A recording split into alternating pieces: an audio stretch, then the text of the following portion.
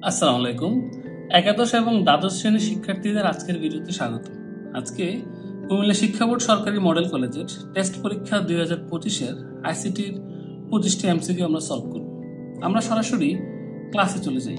তোমাদের সাথে আছে আমি সুমন স্যার, আইসিটি টাইমসের পক্ষ থেকে। প্রথম প্রশ্নে বলা হচ্ছে, কোনটি মলিকিউলার মেডিসিন তৈরির প্রযুক্তি?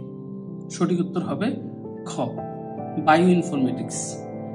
বায়ো ইনফরমেটিক্সের মূল কাজ হলো জীবকোষ সম্পর্কে সঠিক ধারণা অর্জন এবং মলিকিউলার লেভেলে কোষের কার্যক্রম সম্পর্কে জানা। তো যেহেতু মলিকিউলার মেডিসিন বলা হচ্ছে, তাহলে মলিকিউলার মেডিসিনে কোষের মলিকিউলার লেভেলে মেডিসিন যে কাজ করবে তার কথা বোঝানো হচ্ছে। 2 নম্বর প্রশ্নে বলা হচ্ছে, কৃত্রিম ত্রিমাত্রিক জগতে উপস্থিত থাকার গতি সেন্সরের মাধ্যমে নিয়ন্ত্রণ করাকে কি বলে? সঠিক উত্তর হবে খ, টেলিপ্রেজেন্স। অপশন ক ভুল, কারণ হচ্ছে টেলিকনফারেন্সিং এর মাধ্যমে বিভিন্ন জায়গায় বসে একসাথে কনফারেন্স করা যায়। টেলিমেডিসিনের মাধ্যমে ফোন বা দূরালাপনের মাধ্যমে মেডিসিন সাজেস্ট করা যায়। টেলিকমিউনিকেশনের মাধ্যমে একজনের সাথে আরেকজন যোগাযোগ করতে পারে। তাহলে প্রশ্নের সাথে সামঞ্জস্যপূর্ণ আনসার হচ্ছে খ, টেলিপ্রেজেন্স। 3 নম্বর প্রশ্নে বলা হচ্ছে, টেবিল টেকের ব্যবহৃত এট্রিবিউট হলো ঘ, বর্ডার। বর্ডার এট্রিবিউটের ভ্যালু হচ্ছে পিক্সেল। নরমালি বর্ডার এট্রিবিউটের ডিফল্ট ভ্যালু হচ্ছে 1 পিক্সেল। এএলটি, এসআরসি, ক এবং ঘতে থাকা দুটি এট্রিবিউট এএলটি এবং এসআরসি এই উভয় হচ্ছে ইমেজ ট্যাগের এট্রিবিউট, এবং অপশন খতে থাকা ফেস হচ্ছে ফন্ট ট্যাগের এট্রিবিউট।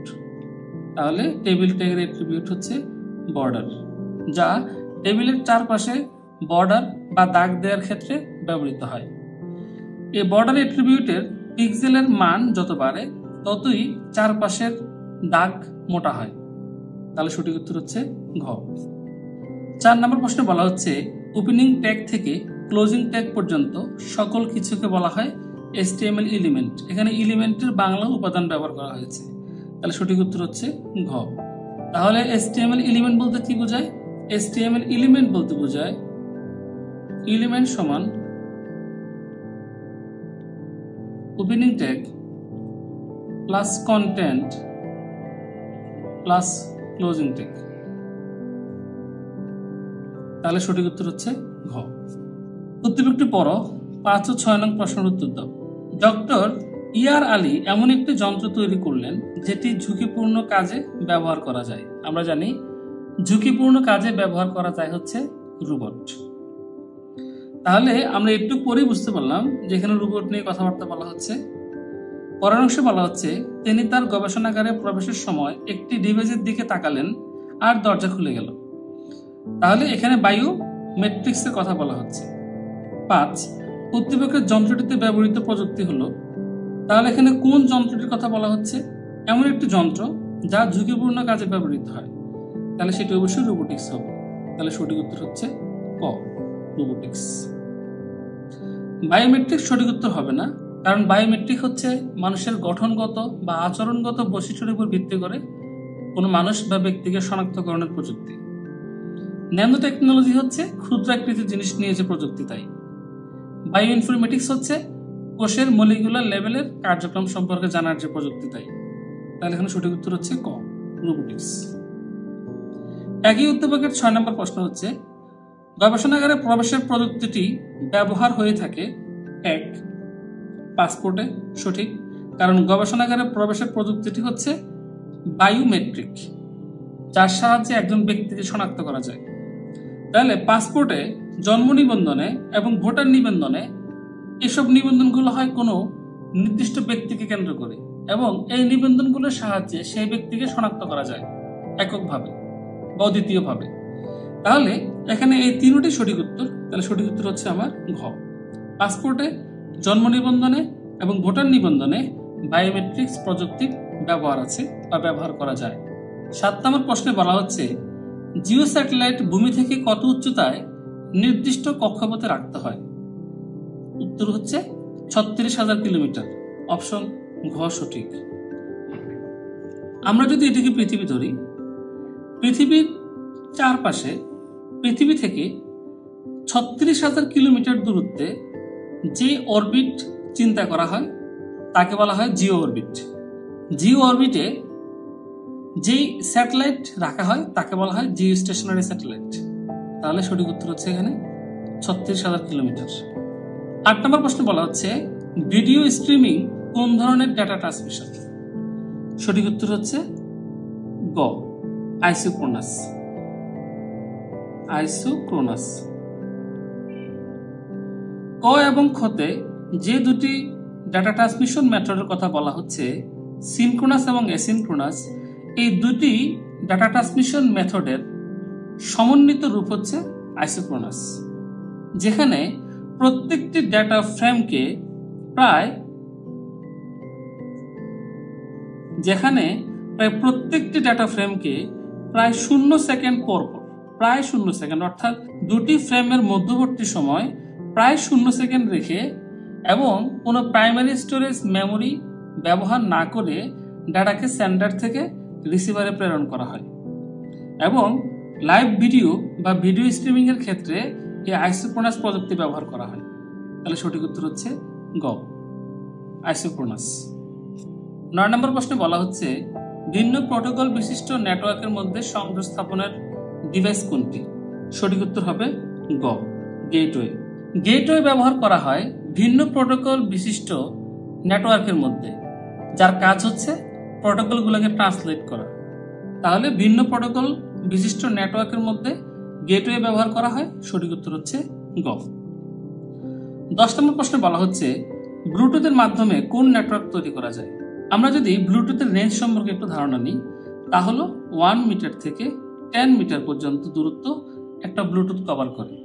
আর এই দূরত্বে কোনো নেটওয়ার্ক তৈরি করা হলে তাকে বলা হয় প্যান, পার্সোনাল এরিয়া নেটওয়ার্ক। তাহলে সঠিক উত্তর হচ্ছে ঘ। 11 নম্বর প্রশ্নে বলা হচ্ছে নিচের চিত্রটিতে কয়টি ভিন্ন ভিন্ন টপোলজি রয়েছে? আমরা যদি একটু চিত্রটি খেয়াল করি, দেখা যাচ্ছে এখানে 4টি ডিভাইস একটি ব্যাকবোন কেবল বা মধ্যবর্তী কেবলের সাথে কানেক্টেড। তাই এই 4টা ডিভাইস মূলত বাস টপোলজিকে রিপ্রেজেন্ট করে। এখানে এই 4টা ডিভাইস পরস্পর বৃত্তাকার পথে কানেক্টেড এবং প্রত্যেকটি ডিভাইসের সাথে 2টি করে কানেকশন পয়েন্ট আছে, তাই এটি রিং টপোলজিকে রিপ্রেজেন্ট করে। এখানে 4টি ডিভাইস পরস্পরের সাথে সরাসরি কানেক্টেড, তাই এটি মেশ টপোলজিকে রিপ্রেজেন্ট করে। এবং একটি সেন্ট্রাল নোডের সাহায্যে বা নেটওয়ার্কিং ডিভাইসের সাহায্যে এই পাশ এবং এই পাশের কম্পিউটারগুলো কানেক্টেড। তাহলে এই অংশটুকু মূলত ট্রি টপোলজি নির্দেশ করে। তাহলে এটা হচ্ছে বাস টপোলজি, এটি হচ্ছে রিং টপোলজি, এটা হচ্ছে ম্যাশ টপোলজি এবং এটা হচ্ছে ট্রি টপোলজি। তাহলে মোট টপোলজির সংখ্যা হচ্ছে 4টি। সঠিক উত্তর ঘ। 12 নম্বর প্রশ্নে বলা হচ্ছে গ্রুপ এসএমএস প্রদান হলো মাল্টিকাস্ট। খ, কারণ গ্রুপের মেম্বারদের বাইরে সবাই এই এসএমএস গুলো পাবে না, শুধু নির্দিষ্ট সিলেক্টেড মানুষগুলো যে গ্রুপে আছে শুধু ওরাই এসএমএস পাবে, তাই এটি হচ্ছে মাল্টিকাস্টের উদাহরণ। 13 নম্বর প্রশ্নে বলা হচ্ছে প্রাচীন বেবিলনের মানুষ বড় সংখ্যা প্রকাশের জন্য কত ভিত্তিক সংখ্যা ব্যবহার করত? প্রাচীন বেবিলনের মানুষ 2 ধরনের সংখ্যা পদ্ধতি ব্যবহার করত। একটি হচ্ছে ছোট সংখ্যা প্রকাশের ক্ষেত্রে, অন্যটি হচ্ছে বড় সংখ্যা প্রকাশের ক্ষেত্রে। বড় সংখ্যা প্রকাশের ক্ষেত্রে তারা 60 ভিত্তিক সংখ্যা ব্যবহার করত। তাহলে সঠিক উত্তর হচ্ছে এখানে ঘ। 14 নম্বর প্রশ্নে বলা হচ্ছে ইএফ এর পূর্বের সংখ্যা কোনটি?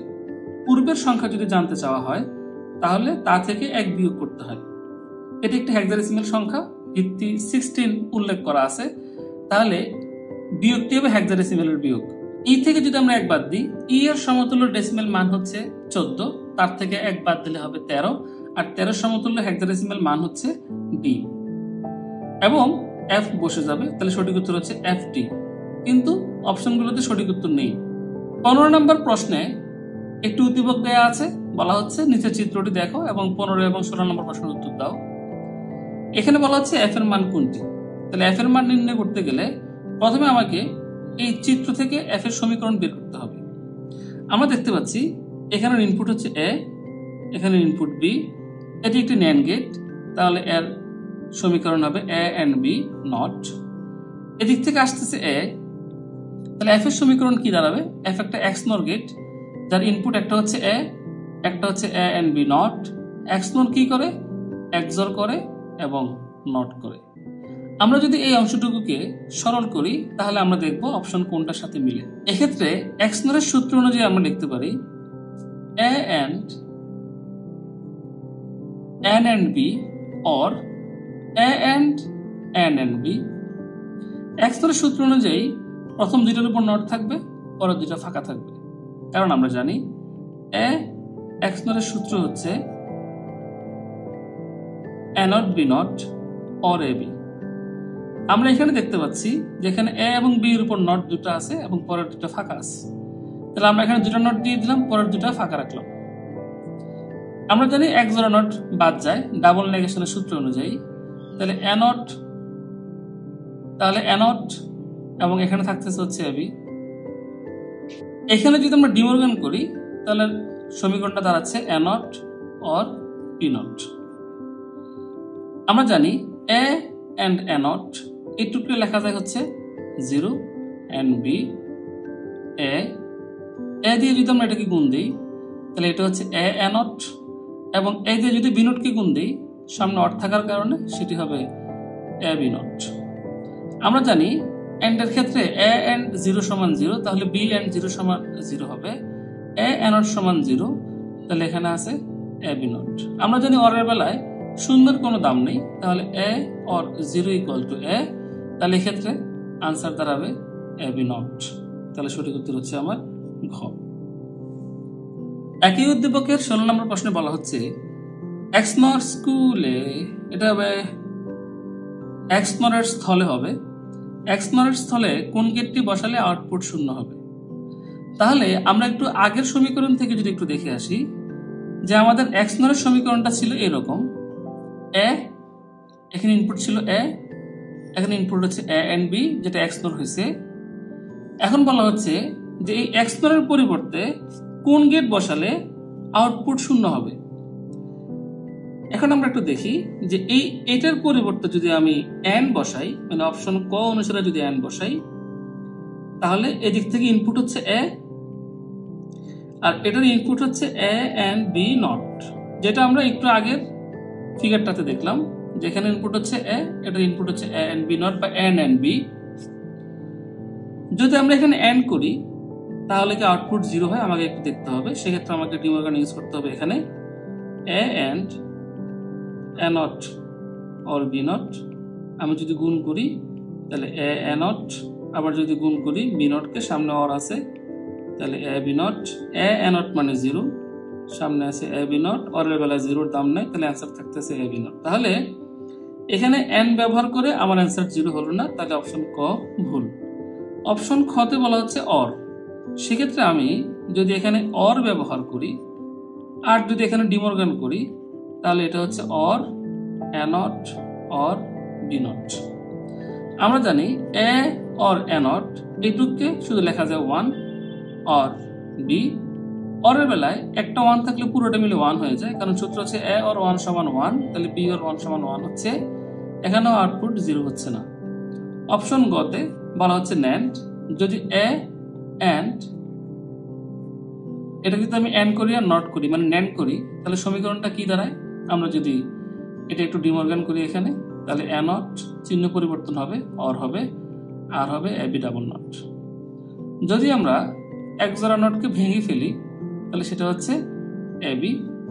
যদি আমরা সূত্র করি এখন বিশ্লেষণ উপপাদ্য অনুযায়ী এটুকুকে সরল করে দাঁড়াবে A not or B, তাহলে অপশন গ ভুল, তাহলে সঠিক উত্তর হবে অপশন ঘ। তারপরও আমরা একটু করে দেখি যে A and N and B যদি একে আমরা নর করি মানে অর উপরে নট করি এবং এখানে ডিমর্গান করি তাহলে দাঁড়াচ্ছে A not and AB double not. A not এক জোড়া নট যদি বাদ যায় তাহলে AB। এক্ষেত্রে আমরা জানি A and A not এটুকুকে লেখা যায় 0, সাথে আছে B, এবং AND এর বেলায় 0 থাকলে অ্যান্সার হয়ে যাবে 0, কারণ সূত্র হচ্ছে A and 0 সমান 0। তাহলে দেখতে পাচ্ছি অপশন ঘ যে নর ব্যবহার করলে সঠিক উত্তর আসে, অর্থাৎ আউটপুট 0 হয়, তাহলে অপশন ঘ সঠিক। 17 নম্বর প্রশ্নে বলা হচ্ছে কোনটি এমটি এলিমেন্ট। 4 নম্বর প্রশ্নের সাথে 17 নম্বর প্রশ্নটি সাংঘর্ষিক। যদি এমটি বলা হয় তাহলে এলিমেন্ট বলা যায় না, কারণ এলিমেন্টের একটা এমটি এলিমেন্ট বা এমটি ট্যাগ ট্যাগ এবং এলিমেন্টের মধ্যে সূক্ষ্ম একটু পার্থক্য আছে, যা আমি 4 নম্বর প্রশ্নে বলেছি। 17 নম্বর প্রশ্নে বলা হচ্ছে কোনটি এমটি এলিমেন্ট, তাহলে এমটি এলিমেন্ট বা এমটি ট্যাগ, তাহলে এক্ষেত্রে সঠিক উত্তর হচ্ছে ঘ, যে ইমেজ একটি এমটি ট্যাগ। 18 নম্বর প্রশ্নে বলা হচ্ছে ক্রায়োসার্জারি চিকিৎসা পদ্ধতিতে ব্যবহৃত হয়। ক্রায়োসার্জারি চিকিৎসা পদ্ধতিতে অনেকগুলো গ্যাস ব্যবহৃত হয়, যেগুলোকে বলা হয় ক্রায়োজেনিক এজেন্ট, এবং সেই গ্যাসগুলোর মধ্যে সঠিক উত্তর হিসেবে থাকতে হচ্ছে ক, আর্গন। 19 নম্বর প্রশ্নে বলা হচ্ছে সোলার সেল তৈরির কোন প্রযুক্তি প্রয়োজন। তাহলে সোলার সেল তৈরিতে অপশন ক যদি দেখি, তো অপশন ক তে বলা হচ্ছে ভার্চুয়াল রিয়েলিটি। সোলার সেল তৈরিতে ভার্চুয়াল রিয়েলিটির কোনো প্রভাব বা কোনো কাজ নেই, তাহলে ক হিসাবে সঠিক উত্তর হিসাবে ক ভুল। অপশন খ তে বলা হচ্ছে জেনেটিক প্রযুক্তি বা জেনেটিক ইঞ্জিনিয়ারিং। এখানে জেনেটিক ইঞ্জিনিয়ারিং বা জিন নিয়ে সোলার সেল তৈরিতে কোনো কাজ নেই, তাই খ ভুল। অপশন গ তে বলা হচ্ছে বায়ো ইনফরমেটিক্স। বায়ো ইনফরমেটিক্সের সাথে সোলার সেলের কোনো কারণ নাই বা কোনো কাজ নেই, সেটি হচ্ছে বায়ো ইনফরমেটিক্সের কাজ হচ্ছে কোষের মলিকুলার লেভেলের কার্যক্রম সম্পর্কে জানা, তাহলে অপশন গ ভুল। তাহলে সঠিক উত্তর হচ্ছে ঘ, nano technology. Nano technology solar cell তৈরিতে ব্যবহৃত হয়। 20 নম্বর প্রশ্নে বলা হচ্ছে google.com কি। আমরা সবাই জানি google.com একটি সার্চ ইঞ্জিন, তাহলে সঠিক উত্তর হচ্ছে খ। ক ব্রাউজার, ভুল। গুগল ক্রোম গুগলের একটি ব্রাউজার। অপশন ঘ এবং অপশন ঘ এই দুইটা অপশনও ভুল, কারণ google.com একটি ইমেল অ্যাড্রেসও না এবং প্রোটোকলও না, তাহলে সঠিক উত্তর হচ্ছে খ, সার্চ ইঞ্জিন। 21 নম্বর প্রশ্নে বলা হচ্ছে প্রোগ্রামে প্রিন্টএফ এর জায়গায় প্রিমফ PRIMF। 21 নম্বর প্রশ্নে বলা হচ্ছে প্রোগ্রামে প্রিন্টএফ এর জায়গায় যদি লেখা হয় PRINF কি এরর আসবে। মূলত আমরা যদি প্রিন্টএফ এর জায়গায় অর্থাৎ PRINTF এর জায়গায় যদি আমরা টি না লিখে শুধু এটুক লিখি, তাহলে আমার ভুল হবে। এবং প্রোগ্রামের ভুল 3 প্রকার, তার মধ্যে এখানে যে ভুলটি হবে সেটি হচ্ছে সিনট্যাক্স এরর অথবা ব্যাকরণগত ভুল, তাহলে সঠিক উত্তর হচ্ছে এখানে খ। 22 নম্বর প্রশ্নে বলা হচ্ছে if a greater than b and a greater than c কোডটিতে কি ধরনের অপারেটর রয়েছে। আমরা জানি এই গ্রেটার দেন যে অপারেটরটি, এই দুটি অপারেটর হচ্ছে রিলেশনাল অপারেটর, তাহলে এই দুইটাকে আমরা বলতে পারি রিলেশনাল অপারেটর।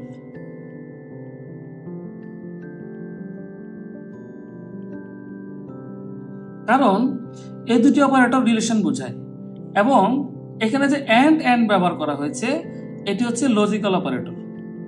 তাহলে এই এক্সপ্রেশনটিতে 2 ধরনের অপারেটর রয়েছে, গ্রেটার দেন হচ্ছে রিলেশনাল এবং এন্ড ডাবল এন্ড বা এবং হচ্ছে লজিক্যাল, তাহলে সঠিক উত্তর হচ্ছে এখানে ক। 23 নম্বর প্রশ্নে বলা হচ্ছে সি ভাষায় বৈধ চলক কোনটি।